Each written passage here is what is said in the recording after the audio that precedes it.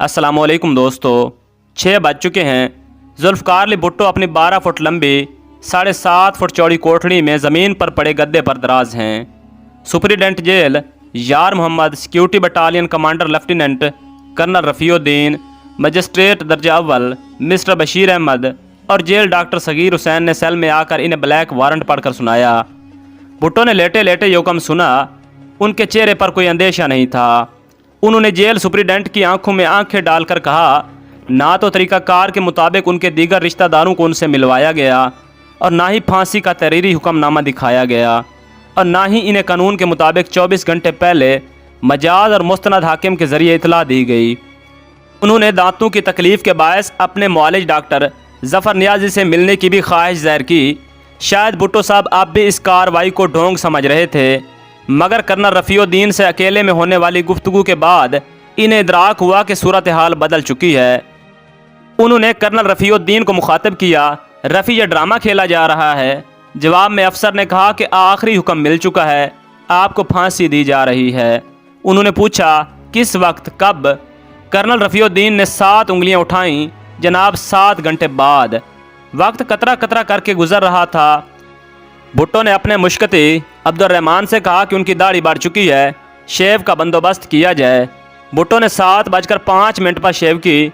इस दौरान वो अपने साथ बरती जाने वाली नाइंसाफ़ियों और नारवा सलूक का शिकवा करते रहे।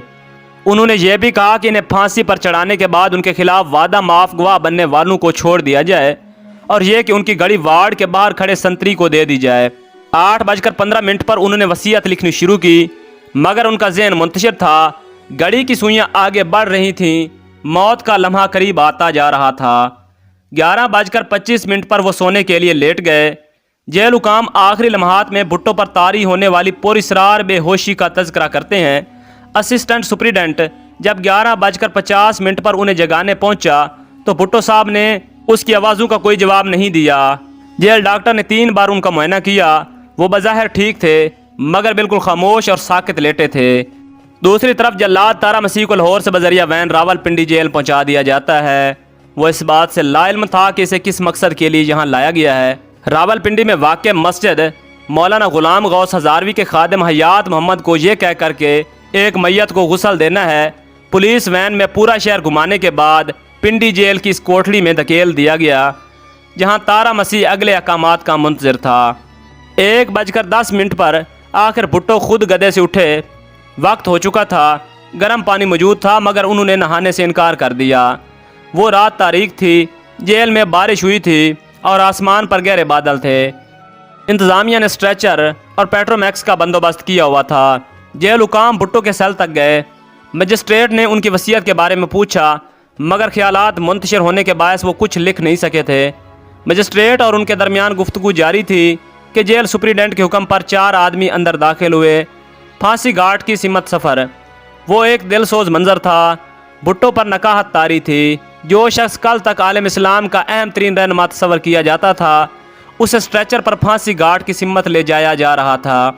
मुश्किल अब्दुर्रहमान आंखों में आंसू और हाथों में चाय का कप लिए सामने खड़ा था।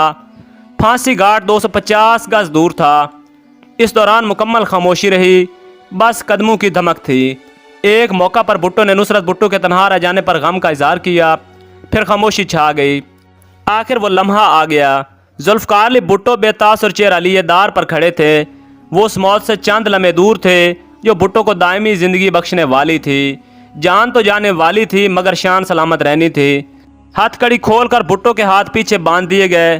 तारा मसीह ने चेहरे पर स्याह मास्क चढ़ा दिया। भुट्टो ने कहा, फिनिश इट।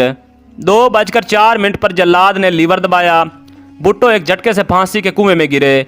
उनका जिस्म कुछ देर धीरे धीरे हिलता रहा और फिर साकित हो गया। फांसी घाट में बहुत देर तक खामोशी रही, गहरी और उदास खामोशी।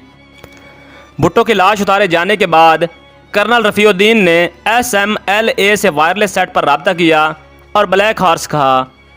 चंद तज्ज़ियाकारों का कहना है कि उस वक्त जनरल ज़ियाउल हक भी ये पैगाम सुन रहे थे।